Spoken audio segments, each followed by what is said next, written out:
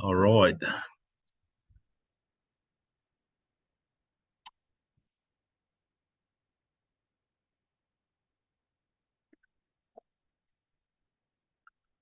Today is the 17th.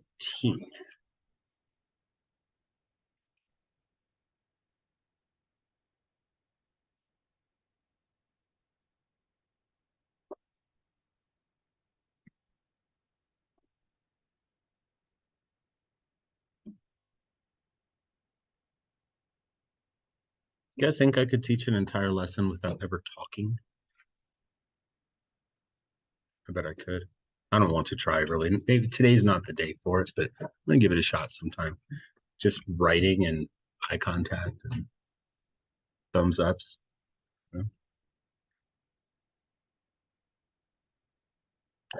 So normally we would do this after systems of equations, but since we were kind of in the inequality vibe yesterday, we're going to stick with it, knock this out.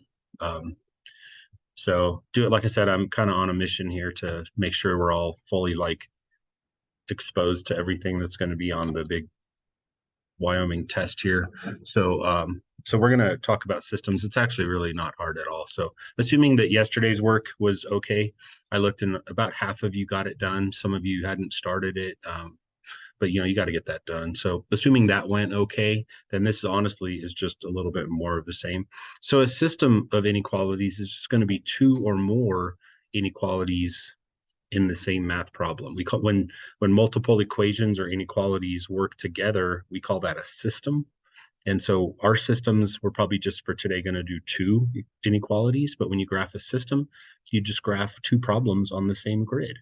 And so I'll show you kind of what this looks like. We'll do at least a couple together. And like I usually do, I'll show you what it looks like in Delta Math. And then you'll have some work time today. And again, if you get done with the assignment, hop back into IXL.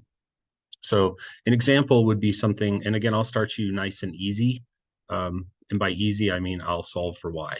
So if I had, say, like y is greater than 2/3 of x minus 4, and y is less than or equal to negative 1/2 of x plus 1. So that's what a system looks like, and it's got lots of applications. We'll talk about some linear programming. That's you can use systems of inequalities to what's called optimization, finding maximum and minimum profits and things like that. So this is just sort of the mechanical side of it. And because these are already solved for y, then the first thing I need is some axes. So I'll have my y-axis and my x-axis. And I don't know if this grid will be big enough. I kind of just made this one up, but we'll find out here in a bit. So we just want to graph them one at a time, just as if it were yesterday's homework, and you're just going to do one problem at a time. So let's start with this top one up here. What would be the first place I'd go to for that graph with the red dot by it? So 1, 2, 3, 4, and what's the slope? Perfectly spoken. Up 2, right 3, up 2, right 3, or conversely down 2, left 3, down 2, left 3. And will this line be solid or dotted? Yeah, this one will be dotted. And so I don't have a dotted line tool when I work on this board, and that's okay. So what I like to do, I showed you this yesterday, is just make a line. And this is what you can do if you forget, because it happens all the time. You graph a line and you're like, oh, snap, I was supposed to make a dotted line. So you just grab your eraser, turn your pencil over, and turn the line into a dotted line. Super easy to do with an eraser. Right? And don't worry about like actual shading right now, because that's going to make things messy. So when we do these on paper, it's a little bit of a different experience when you do it on the computer. Delta Math is a little bit more simple, as you know. Graphing is like just click, click, click, couple buttons and you're done. So when we're doing these by hand, what we want to do is we want to acknowledge where the shading would be without actually making shading. So would the shading go above or below this dotted line? It would go above because it says y is greater than, right? So what I do is I make arrows like this. And you should do the same thing. If you have like colored pencils, you can make shading, because you'll see that what we're going to have here when we're done is actually shading. If you're an art person, you'd appreciate this, where some shading overlaps another shading. Like if you had some yellow shading and some blue shading where they overlapped, you'd get green, right? And so that's kind of what we see, but it doesn't really work that way usually. Like it doesn't look very nice. So I just use arrows to indicate this is where the shading will go. But the trouble is there's a second inequality that's going to come in and essentially set like a cap, you'll see. So let's focus now on this second one, the one with the blue dot by it. Where would I start that graph at? At up 1. And what's his slope? Down 1, right 2. Down 1, right 2. And as always, you just want to do enough of that so you have points that are really far apart from each other. The key to a good graph of a line is making sure you have points that are far apart. You don't have to have a lot of points. You just have to have at least a couple that are really far apart. The further apart the points are, the better your line will be, obviously. So then I'm going to make a line. And is this one solid or dotted? Nice. So this one I don't have to use my eraser trick. And where will the shading, or would the shading, go on this one? Below. Very good. So I'm going to use some green arrows for this one. I probably should have used red and blue, actually, if I had it to do again, but I'm committed now. So I used yellow on red, which was dumb, so I'll use green on the blue. So we agree that below the blue line is where the shading should go. So this is where you'll either completely understand today's lesson or you won't. So you'll have to let me know here in about 30 seconds if this makes sense. You're only allowed to shade where all of the shading would be. So like, for example, I'm going to take a big white dot and put it here. Is that a solution? It's not. It's in the green shading, but it's not in the yellow shading. And likewise, if I put a yellow dot up here, you see this new one, these new few that I put up here, they're not solutions either, right? Because yeah, they're in the yellow shading, but they're not in the green.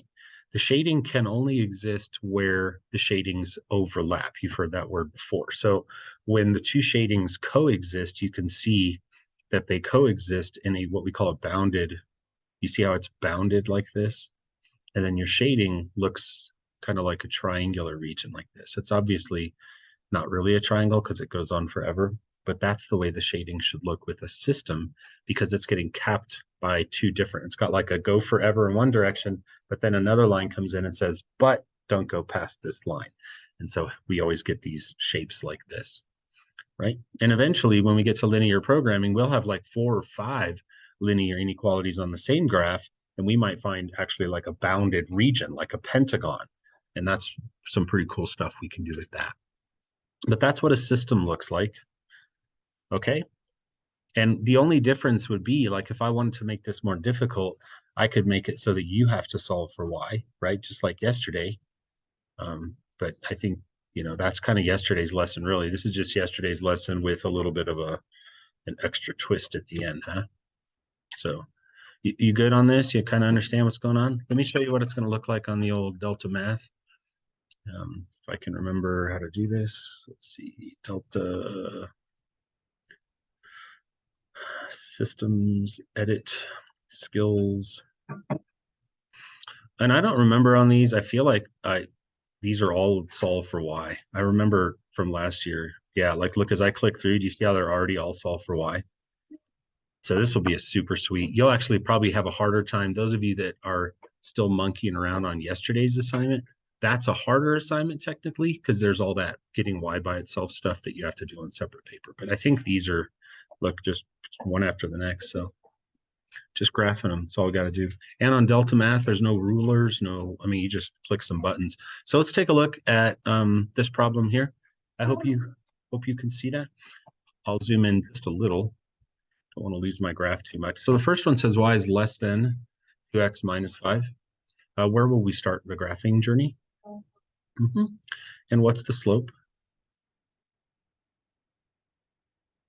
Perfectly spoken. So I'm going to go up to right 1 and I'm going to click. Should that line be solid or dotted? Should be dotted. I'm going to change the line. And would the shading go above or below? below, because it says y is, well, less than, right? So I'm going to change the shading to below. Now we're not ready to submit, obviously, duh, because it's a system. And so we have to do the second one now. Where will his graphing journey start? At down 2. So I'm going to make a new point. And what's his slope? Perfect. You guys are excellent graphers. Down 1, right 1. So there's my new boundary, solid or dotted. Definitely solid. And will I shade above or below? Below. So you see how it says I'm on line 2? If you wanted to go back and make a modification, you can just pick it from the drop-down menu, but I'm sticking with my second line.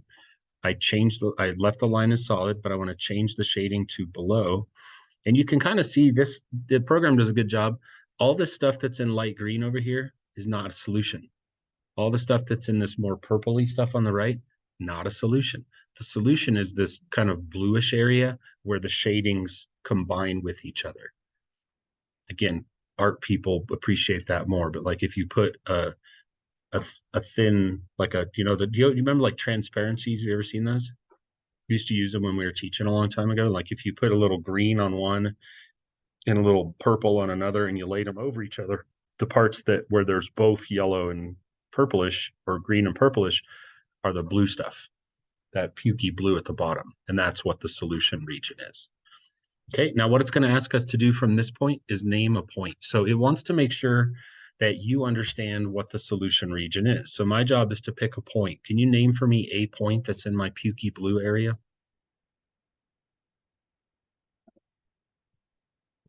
-8.2 is right here where I'm moving my mouse. Are you satisfied with that answer? You shouldn't be, because it's only in the green. Now, if you meant to say 2, -8, that's right here where I'm moving my mouse. I like that. And if you gave this problem to 50 kids, I mean, you're going to get 35 different answers for the point, right? Tegan might choose, and by the way, it doesn't even have to be a point on the graph. Check this out. I could put in the point like 1 and -1,000. I go right 1 and down 1,000 and still be in the pukey blue? I could. So it doesn't have to be a point that you can see. The program wants to know that you understand where the solutions are. And again, the solutions are only where the graphings are on top of each other. So that's your job. Graph 1, shade it, graph another, shade it, and then name a point that's in the crossing. You think you got this? Nothing to it, right? This is another one of those examples of something like if this showed up on YTOP and we hadn't done the last 2 days worth of lessons, you'd look at it like, this is a foreign language. But now that you've been exposed to it, it's not bad at all.